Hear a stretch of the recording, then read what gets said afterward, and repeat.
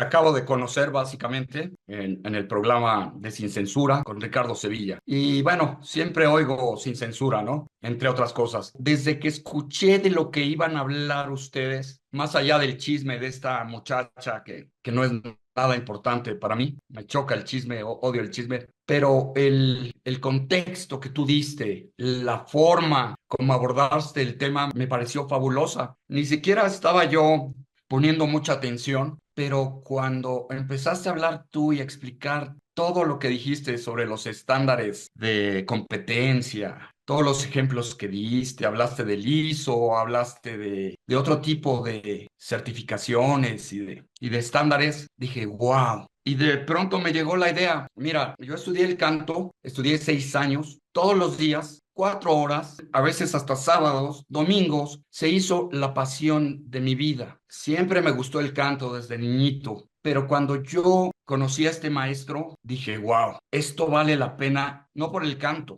por el conocimiento que tiene este hombre. Fíjate que mi maestro era una persona que dedicó su vida a eso, a estudiar, con la ayuda de su tío. El tío era maestro de canto y daba clases. Pues este estaba ahí todos los días, aprendiendo de lo que hacía el tío. Y entonces cuando yo lo conocí, descubrí su sabiduría y captó mi atención de inmediato y yo dije, yo a este hombre no lo dejo hasta que no aprenda todo lo que él sabe. Y empecé a tomar sus clases. Y va uno descubriendo cosas muy interesantes, como por ejemplo eso, el canto se aprende en grupo. Y te empiezo a contar esto para que veamos todas las deformaciones que tiene la educación del canto actual, que es absurdo. Empezando por ahí, el canto se aprende oyéndolo, lo aprendemos por imitación a través del oído. Y para hacer eso, tú tienes que oír a otros cantar, porque cuando tú emites el sonido, es físicamente imposible que te puedas escuchar. Por eso verás que cuando tú oyes tu voz en tu grabadora, no sé si te sorprendiste la primera vez que te escuchaste y uno Sí, dice, no, esa no es mi voz, yo no hablo así. sí. Bueno, Déjame decirte algo. Déjame decirte sí, algo. Este ejercicio de aprender a escucharnos, yo lo empecé a implementar en los call centers. ¿Por qué? Durante más de 20 años estuve dando capacitación a personal de call center. Y cuando yo les decía, vas a hacer una grabación de 1 minuto, lo vas a transcribir y te vas a escuchar. Quiero que veas dos cosas, que pongas atención en dos aspectos. Uno, la estructuración de tus ideas cuando estás hablando, y la segunda es cómo lo estás diciendo, qué tonos, qué formas, cómo te escuchas tú. La mayoría de la gente decía, wow, yo nunca me he escuchado. Sí es cierto, esta es una competencia que nunca nos enseña, nadie nos enseña en las escuelas. Se piensa que esto debería de ser de canto o de escuelas de los conservatorios, etcétera. Y yo les digo que no, esto debe ser una enseñanza de vida cotidiana, porque también lo aplico con los ejecutivos. Cuando doy coaching, yo les pido, a veces le digo, déjame grabarte en la conversación y yo voy a elegir unos tramos del video y te lo voy a mandar. Sé que no vas a tener tiempo, pero le pides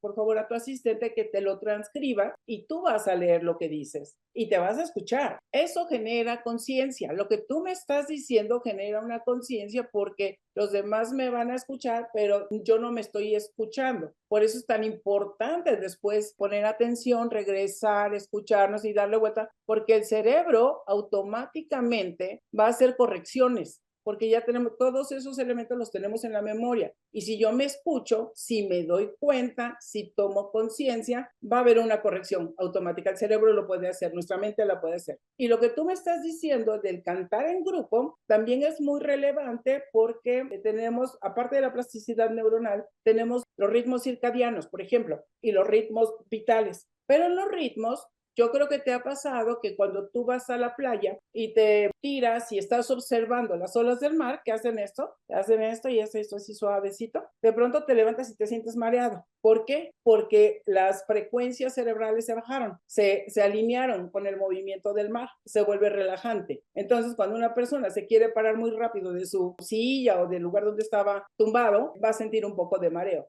lo que me estás diciendo tiene toda una explicación basada en neurociencias, ¿no? Y bueno, pues es una regla para todas las artes escénicas, ¿no? El actor no se ve. A alguien le tiene que decir, oye, pues, hiciste esto, hiciste lo otro. Así es el canto, así es como se aprende de oír al otro. Aunque no es mi defecto, aunque no es mi error, yo aprendo de los errores que él cometió y a la hora de yo emitir la voz, lo que hago es no cometer el error que él hizo. Entonces, para no alargar mucho esto, porque te puedo echar un rollote de todas las mentiras, deformaciones que tiene el canto. Ujú. Pero bueno, yo cuando te escuché lo que pensé es, yo te decía, o no sé si ya te lo comenté, creo que sí. Yo no me dedico a esto. Yo además estudié ingeniería mecánica y es a lo que me dedico. Trabajo en la industria metalmecánica, en la manufactura de metales. Pero siempre he tenido la inquietud de hacer algo con esto, ¿no? Creo que vale mucho la pena compartirlo y hacerle saber a quien más pueda, pues lo que es el canto. Entonces, cuando te escuché, pensé, bueno, ¿por qué no hablo con ella y que me oriente para ver la posibilidad de ver si esto se puede normalizar o estandarizar y partir de ahí para construir, pues no sé, quizá una escuela o algo? Créeme que es un conocimiento que vale mucho la pena. ¿Cuántas personas conocemos que cantan? Hay un maestro en cada casi cuadra de nuestra ciudad. En fin, tiene un potencial y es un gusto que el mexicano tiene por cantar. Si supiera hacerlo de la manera correcta, si la gente supiera, por ejemplo, que no se necesita un micrófono, la voz tiene todavía más capacidad que eso. Cuando yo canto, se oye aquí en toda mi cuadra y más allá, y no me lastimo. Puedo cantar todo el día. El tema de la salud sería uno de los principales. ¿Tú sabes cuántas carreras de cantantes se pierden por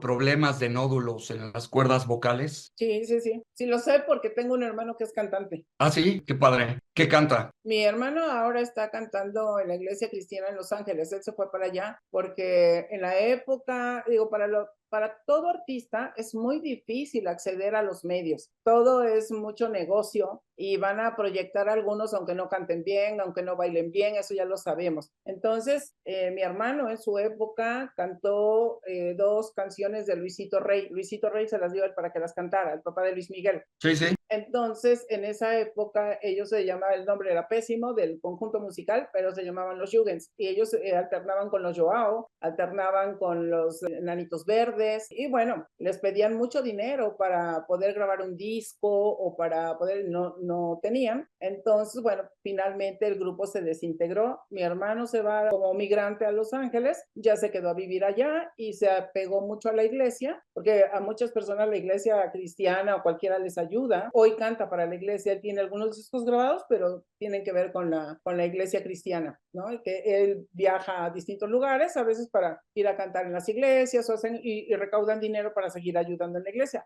porque él vive de otra cosa. Ya sus hijos, tiene un hijo que trabaja es criminalista, tengo un sobrino que es criminalista en la policía de Los Ángeles, el otro sobrino parece que inspirado en mí estudió psicología, hizo la maestría en psicología y es doctor en psicología, trabaja en la UCLA. Y tengo otra sobrina, otra de sus hijas, que ella está muy dedicada a recursos humanos y ella vive en San Francisco. Entonces, mi hermano sí es cantante y yo conocí mucho el ambiente artístico gracias a él. Cuando, no sé si te acuerdas que se hacían, como en los mercados, en las plazas públicas, se hacían festivales de grupos musicales, ¿no? Sí, claro. Yo iba, casi siempre, fui muy cercana a él. Por eso es que, vamos, sé cuánto talento se pierde, porque no tienen recursos, porque no los apoyan y también porque no tienen una formación educativa, digamos que formal. Otra de las cosas que me llamó mucho la atención que mencionaste ayer durante el programa fue que comentaste que estás haciendo un estudio o una investigación del nivel tan alto de fracaso que hay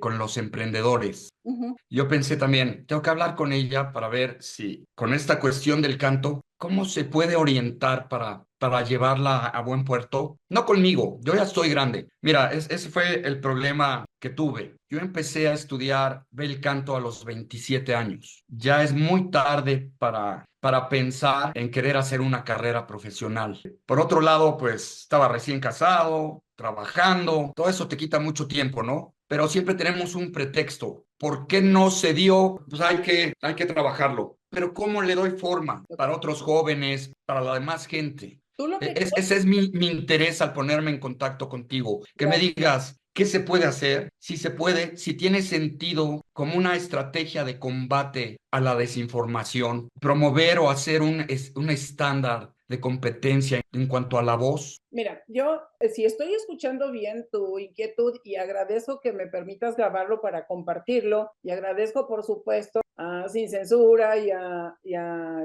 Ricardo Sevilla, porque es así como se van haciendo las conexiones. Déjame pensar un poquito en esto. Antes de hablar de opciones, primero decirte que me parece que no es tarde para ti en empezar una carrera profesional en el canto. ¿Por qué? Porque en la medida en que tú estés forzando o estés estimulando la construcción de mayor número de conexiones en tu cerebro, tienes menos probabilidad de llegar al Alzheimer. ¿Sí? Entonces eso yo te diría no lo deseches, sino al contrario, puede ser tu propia iniciativa, tu propio deseo. Y eso nunca acaba, porque si bien es cierto, la maduración de nuestro cerebro concluye más o menos a los 30 años, pero las conexiones neuronales no. Es decir, el tamaño y la configuración sí termina más o menos en esa etapa, pero el proceso cognitivo, que es el que está vinculado con el Alzheimer, es el que va a provocar daños en el cerebro. Entonces, yo creo que no sería bueno que lo abandonara, sino que se convirtiera como en una meta personal para hacer lo que creo que motivaría a mucha gente que entre los 50, 60 piensan que ya se les acabó el tiempo y eso no es así. Hoy lo sabemos por los estudios de epigenética y de neurogénesis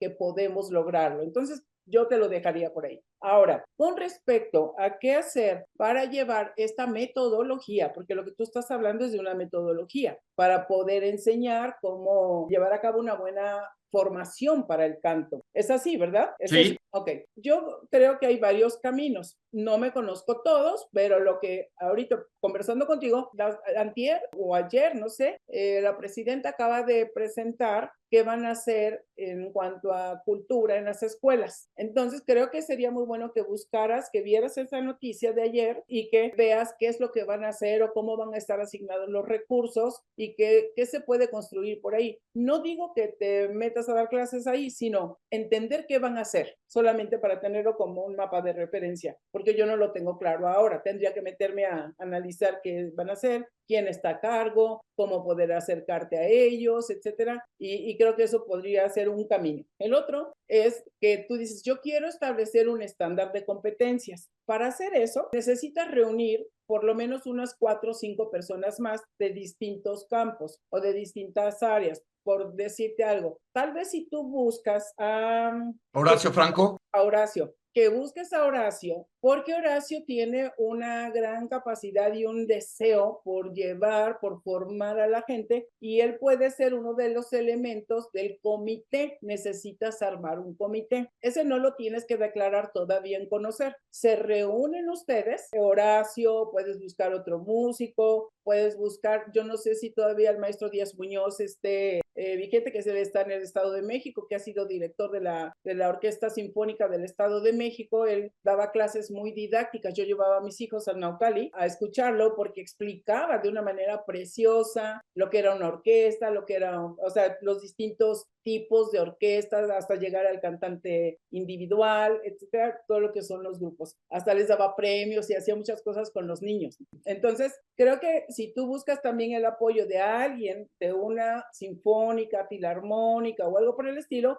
que sea parte del comité. El que va a arrastrar el lápiz es 1 o 2 personas, son los que van a arrastrar el lápiz, pero necesitan tener un comité que revise lo que van a hacer ustedes, ¿de acuerdo? También, por ejemplo, puedes ir al conservatorio y pedir ayuda como para que te asignen a alguien que pueda supervisar para que la creación de los estándares sí sean de alta calidad, no sean como los de la grafología, ¿de acuerdo? Sino que sean de alta calidad. Y lo digo de acuerdo porque ya vi los estándares de grafología y deja mucho que desear lo que hicieron ahí. Entonces, tú buscas un comité de especialistas, que me gusta llamarles más especialistas que expertos, sino de especialistas, gente que conoce mucho. Otro que te diría que busques es a Humberto Vélez, quien hizo la voz de Homero Simpson, porque en el doblaje hay mucha musicalización de voz y creo que no sería necesario quedarse nada más en un campo del canto y del manejo de la voz. Creo que eso le abriría a otros el espacio del doblaje, como ser un poquito más ambicioso en en eso, ¿de acuerdo? Pero hay que checar si ya existen esos estándares. Si ya está, tú puedes utilizar uno de esos para rediseñarlo y reconstruirlo, te sirve. Pero lo primero que tienes que hacer es conseguir tu comité. Esa es la primera parte. O a lo mejor te pones a trabajar en el estándar y juntas el comité para la revisión y la aprobación, porque todos tienen que firmar para presentarlo ante el conocer. Una vez que lo presentas, la revisión es muy, digamos que muy práctica, muy sencilla, y hay que estarle dando seguimiento para que suceda. Ya una vez que se acepta, lo que va a hacer conocer, ya te lo aprueban, tiene que mandarlo para publicarlo en el diario oficial y ya queda como algo oficial. Entonces, ese estándar lo vas a poder utilizar tú para formar, se lo puedes entregar a una escuela, no eres dueño. Una vez que lo haces, ya dejas de ser dueño, ya se entrega, pero tienes digamos que privilegio, uno, de haberlo creado y dos, de poderlo usar, porque tú lo creaste. Y entre todos ellos pueden ya pensar en cómo crear, no sé, un proyecto para enseñar a los demás, ya sea que pongan una escuela, que lo lleven a otro lado, pero eso ya es la segunda etapa. Dos comentarios. El primero, ¿cómo puedo obtener algo de credibilidad si no tengo un título, no tengo un diploma, no tengo nada? Es que eso no vas a tener credibilidad ahorita. Lo importante es que tengas credibilidad y certeza o seguridad de lo que tú vas a construir. La credibilidad se va a tener por el comité que lo avala.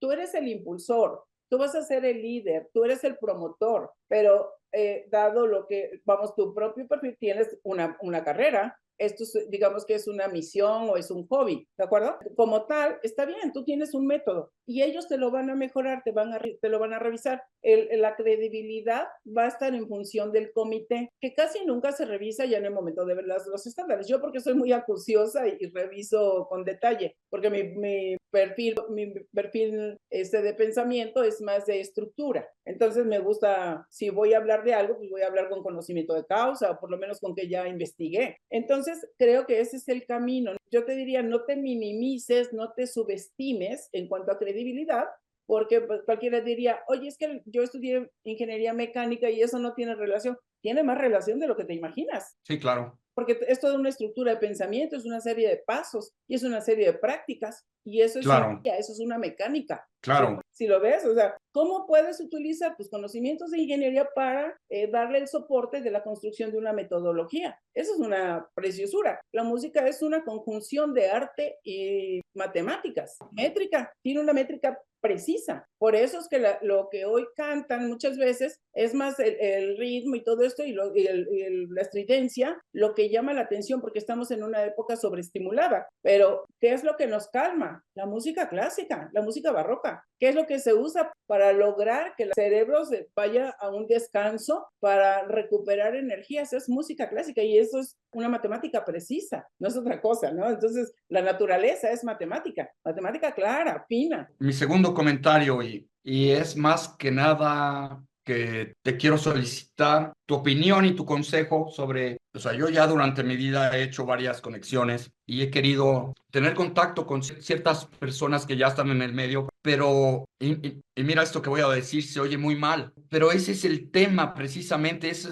es lo que más me mueve a hacer algo con este conocimiento. ¿Qué me dirías tú si yo te dijera, en cuestiones de canto, yo no sé de música, yo no sé de otras cosas, en cuestión de canto, si hay un lugar donde hay la máxima ignorancia sobre lo que es esto, es nuestro Conservatorio Nacional. Y no es solo el nuestro, esto se repite a nivel mundial y no lo digo yo, lo dicen los grandes maestros de la historia, los maestros de Franco Corelli, de Pavarotti, de Alfredo Kraus. Todos ellos hablaban sobre esto. Entonces, cuando va uno a este tipo de lugares, lo único que encuentra es una reacción negativa sobre todo lo que les comentas. No lo aceptan. Su ignorancia es tan grande, que ni siquiera te dan un poco de apertura para decir, oye, pues lo voy a analizar, a ver, me hace sentido. Mira, te pongo un ejemplo, una cosa que es de vergüenza. La tesitura de las voces está condicionada por nuestra etnia, por nuestro físico. Entonces, para explicar un poco esto, te diría que, por ejemplo, yo soy tenor, soy un tipo ancho de tórax, corto de cuello, no soy muy alto, mido 1,76. Esas son las características físicas que tiene un tenor. Y entonces, por ejemplo, cuando tú llegas al Conservatorio Nacional y entras a una clase de música, que alguna vez lo hice, y te encuentras con una persona que se dice ser barítono o bajo y está más chaparro que yo, más gordo que yo, y tú dices, eso es imposible. Un barítono o más un bajo, pues es un tipo de casi 2 metros, con un cuello de ganso, muy delgado, Sí, porque es la caja de resonancia, ¿no?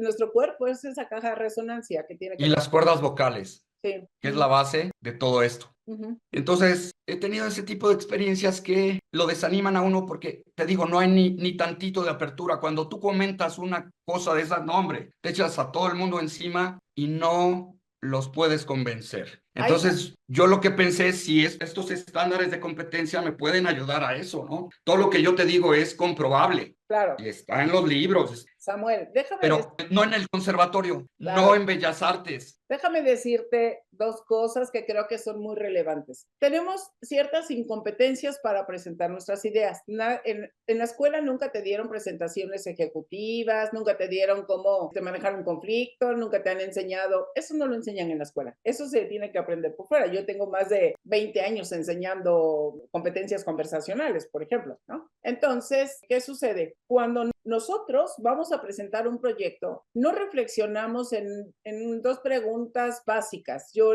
le digo, pregúntate, ¿qué me sobró? Y luego, ¿qué me faltó? ¿Por qué no logré vender mi idea? Y eso requiere una reflexión personal. Eso te lo pongo en un lado para que lo veas, porque fíjate, si me lo permites, solo mostrarte cómo me diste toda una referencia de discriminación y de clasismo para decir, como para justificar por eso no lo he logrado. Que sí, debe haber mucho de eso, pero también hay otra parte que tiene que ver con nosotros y el hacernos cargo de qué cosa no he logrado comunicar, qué me está faltando, porque incluso me dijiste, ¿cómo logro credibilidad? Entonces, esos elementos te los dejo ahí para tu reflexión, porque ni estamos en coaching, ni estamos en sesión de terapia, ni nada de eso, pero te lo dejo para que le eches un ojo. Ahora, vámonos a lo que te interesa y que tiene que ver cómo la educación se ha deteriorado. En la época de 34 y 40, cuando fue presidente de México, Lázaro Cárdenas, y lo digo porque en la maestría de Ciencias de Educación Superior, a mí me tocó estudiar, nos lo repartieron los temas y a mí me tocó estudiar periodo presidencial y me tocó justo el de Lázaro Cárdenas. Fue una época gloriosa cuando hay un crecimiento en la calidad educativa de manera muy significativa, pero también fue cuando llegaron españoles a México, cuando se conjuntan conocimientos, artes, etcétera. Fue una época y que estaba vinculado también con el modelo ruso de educación. Era un modelo espectacular en esa época. Entonces, el modelo educativo de esa época que nace, la formación profesional, que los jóvenes de secundaria y prepa, que por lo menos salieran con una carrera técnica. Entonces, si te das cuenta, es el fenómeno educativo que genera ahí una transformación. A partir de, yo creo que de Salinas, no ocurre ahí, pero a partir de Salinas se vino deteriorando la calidad educativa. A pesar de que querían que todo esto se mejorara, se empezaron a preocupar más por los indicadores que por los hechos, ¿no? Entonces se les preocupaba más la cobertura, que haya más alumnos. Es cuando en la universidad o en el poli, por ejemplo, había un 36% de rechazo de los jóvenes, había de declinación cuando se hacía el examen, luego había un 32% promedio de deserción estudiantil, eso ya dejaba 60% de los jóvenes fuera. Entonces, fíjate, esos fenómenos no los relacionábamos, pero sí tienen relación con lo que tú me estás diciendo. Entonces empieza a deteriorar en gran medida la calidad educativa, los sueldos se deterioran, todo se fue de alguna manera deteriorando. No ha muerto porque de verdad que hay muy buenos maestros. No ha muerto porque hay gente con vocación. Si no, no tendríamos el país que tenemos o no tendríamos la formación que tenemos. Entonces hay que reconocer que los maestros les hace falta actualización en sus estrategias de enseñanza porque se han enfocado mucho en los alumnos, tecnología, instalaciones, pero han dejado de ver a los maestros. Y esto está relacionado con lo que me dices. Poniendo un poquito el contexto histórico de lo que ha ocurrido, a mí me parece que viene nuevamente una ola, no tan solo aquí, sino también en Europa, donde se va a reforzar la parte de las competencias, se le va a volver a dar este juego. Y se viene la recuperación cultural, no tan solo en México, sino como fenómeno global, porque nos damos cuenta que es necesario recuperar ciertos valores y las artes, las bellas artes, es un camino para la recuperación. Siempre lo ha sido. El canto, la expresión musical, con el canto y las letras contamos la historia, contamos las tristezas, contamos los sufrimientos de las personas, las burlas políticas, siempre ha sido, es el recurso, el lenguaje metafórico. Entonces creo que desde ahí hay mucha oportunidad, pero volviendo al enfocarnos en el tema, ¿se puede hacer? Sí, pero vas a necesitar, te vas a encontrar un representante o un maestro que haya estado en conservatorio, alguno que haya estado ahí. Entonces yo creo que te vas a encontrar maestros de conservatorio que estuvieron ahí y es necesario recuperar el método tradicional convirtiéndolo en forma de enseñanza ya en un método más moderno, más activo, más dinámico, más de práctica, más de reconocimiento que hoy se necesita para poder incluir a los jóvenes. Entonces, me parece muy bueno y también eso te ayudaría a recuperar muchos músicos que están sin espacio, que hay mucho talento, pero que no encuentran un espacio de expresión. Entonces, convertirlos, certificarlos para convertirlos en maestros que tengan esa credibilidad ayudaría muchísimo, porque les daría un campo. Pero yo lo que te sugeriría en esto es que hay que trabajar con rigor académico, rigor en el hacer de las cosas, rigor y ética. Eso es muy importante. Entonces, lo primero es, ¿qué te puedo recomendar? Entra al portal de Conocer y ponte a ver el listado de los estándares de competencia. Están clasificados por sector. Entonces, búscalos. Si puede ser que te encuentres de piano, puede ser que te encuentres de... Esa ya es tu base para crear la competencia, el estándar de competencia. Entonces, una vez que lo ves, te vas a dar cuenta, todo ese documento que está ahí debe de tener todos los soportes de la descripción de cada una de las cosas. Debieron haberse entregado, ¿de acuerdo? Entonces, primero identifica cuántos estándares de los que estén ahí, si es que están, puedes utilizar para crear el nuevo. Segundo, ya una vez que lo hayas revisado, entonces, digo, con mucho gusto te puedo acompañar en revisarte el objetivo y el propósito, que eso es muy importante, para que lo vayas a presentar y para que invites a que te hagan una revisión de los estándares. Incluso a reunir a ese comité y que potencien el objetivo y el propósito, pero tú lo trabajas de manera principal. Entonces, hay que tocar puertas, sí, hay que acercarse. Te digo, a Horacio Franco, por ejemplo, a mí me parece que él estaría encantado de acompañarte en esto y creo que tiene una credibilidad y una importancia relevante. Entonces, él te puede conectar con otros músicos, él te puede ayudar para crear esa comisión o ese consejo, el que tiene que presentar los estándares ante Conocer. Y ya una vez que lo tengan, lo que sigue es, digamos que relativamente fácil. Una vez que ya fue publicado en el diario oficial, entonces, mientras lo publican, que eso no tarda mucho, mientras lo publican, tú te encargas de construir con ellos ideas de cómo lo pueden hacer para crear la primera escuela. Incluso puede ser primera escuela online, no tiene problema, pero vas a buscar tener, no sé, al año, que los alumnos vengan para un encuentro o dos encuentros para que se puedan escuchar y estar juntos. Hay formas de hacerlo de manera óptima, de manera práctica, de manera ágil. Sí, sí hay formas. Hoy tenemos mucha tecnología que nos puede ayudar para eso. ¿Cómo ves? Muy bien, me interesa. Bueno, ¿Y cómo entonces, funciona esto? ¿en cuanto a qué? Es decir, contigo, ¿cómo manejas tú esta asesoría y qué costo No, tiene? yo con mucho gusto lo hago, yo no te voy a cobrar nada, con mucho gusto lo hago, ya está la orientación, ya está por donde te vas a caminar, ¿no? Y lo que sigue, después de que yo te revise el objetivo y el propósito, no te voy a cobrar nada, yo no, o sea, sí soy consultora, pero esto me parece que es muy, muy bonito y que puede llevarte a buen camino y puede ayudar Qué mucho bárbara, a qué regenerar linda. el social, ¿no? Entonces yo con mucho gusto lo reviso, te doy mi opinión y listo, ya tú te sigues, no tengo que hacer más. No te puedo hacer otra entrevista o podemos tener una conversación y te pido la autorización para que le demos seguimiento y ver cómo va el asunto, para que tú vivas de primera mano cómo es esto de la creación de estándares, la publicación y después qué se hace con ellos, ¿de acuerdo? De acuerdo. Sí, pero no les cobro nada, no te cobro nada. Wow. No, pues ¿Vale? bueno, ya encontraré la forma de retribuir eso. No te preocupes. La vida nos retribuye siempre. Siempre hay quien ayuda, siempre hay quien llega para tendernos la mano. A mí me gusta hacerlo porque yo no me dedico a eso. Eso lo hago con mucho gusto, pero yo soy consultora en estrategia de negocios. ¿A qué te dedicas tú exactamente? Bueno, eres psicóloga, ¿verdad? Yo estudié un año de medicina a la par de psicología porque pues tenía 17 años y no conocía a nadie, no tenía otra cosa que hacer, me puse a estudiar medicina. En ese primer año no es que me inscribí a medicina, sino me metí a las clases de medicina. Y la primera clase que yo tomé fue con el doctor Armando Nava, que era bases biológicas de la conducta y era justo entender el cerebro. Entonces, desde esa época empecé a estudiar funcionamiento cerebral y yo estoy más enfocada, yo digo cuasi especializada porque es muchísimo en percepción, pensamiento, memoria y lenguaje, que son para mí los 4 pilares de convivencia, los 4 pilares de los negocios, etcétera. Estoy enfocada en eso.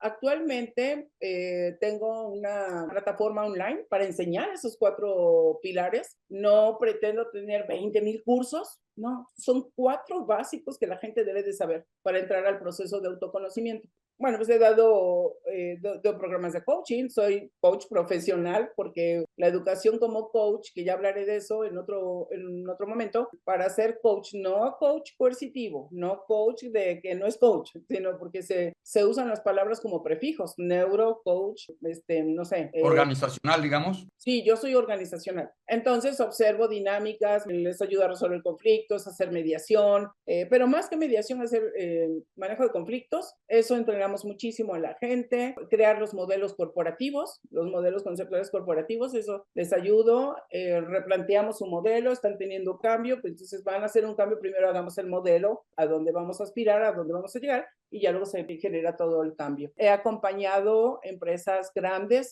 como consultora a enfrentar cosas muy complejas. Por ejemplo, uno que puedo decir, Mundo Imperial, el Hotel Princess Pierre y Resort. Cuando estuve trabajando con ellos al final de 2015, 16 y 17, cuando no tenían ventas, no había gente, porque había mucho descabezado y todo eso ahí. Y decían, bueno, ¿quién viene? En ese momento hicimos la creación de nuevas gerencias, cambiamos gente. Seyer Rezvani es un tipazo que admiro, quiero muchísimo, porque cómo se preocupa ese hombre por la gente. Entonces yo fui consultora, fui la única consultora que estuvo con ellos en esa época en cuanto a estructura, estrategia de negocio, cómo llevar trabajo, porque no dieron de baja a la gente, la misma gente hizo una propuesta de vamos a dar un día de sueldo para que no den de baja a nuestros compañeros. No, hicimos cosas increíbles ahí. Entonces, ese tipo de cosas, por ejemplo, en crisis, les ayuda a manejar ciertas crisis en las organizaciones. El año pasado me habla una directora de recursos humanos, me dice, José, ¿tú puedes intervenir en crisis? Digo, depende de qué crisis, ¿no? Dime, pues un director que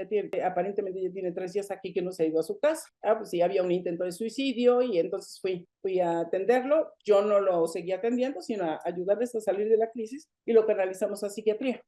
Entonces, ese tipo de cosas, luego dicen cosas como raras o especiales, pregúntenle a José. Así dice, no, ¿quién nos puede ayudar en esto que está tan complejo y no encontramos? Pregúntenle a José, ella seguramente va a tener una solución, va a encontrar un camino, conoce gente, etcétera. Eso, porque soy como muy polimática. Entonces, por ejemplo, la ingeniería la entiendo, porque estudié unas materias de ingeniería. Entonces, ¿cómo? Estudié mecánica de suelos, hidráulica, servicios unitarios. Entonces, cuando yo estoy con una empresa que tiene que resolver cosas, pues entiendo. No soy especialista, pero no me es ajeno. Es como Claro. una cultura, ¿no? Así es. Entonces, por eso es que a eso me dedico, a resolver cosas que son complejas en las organizaciones. Les ayudo.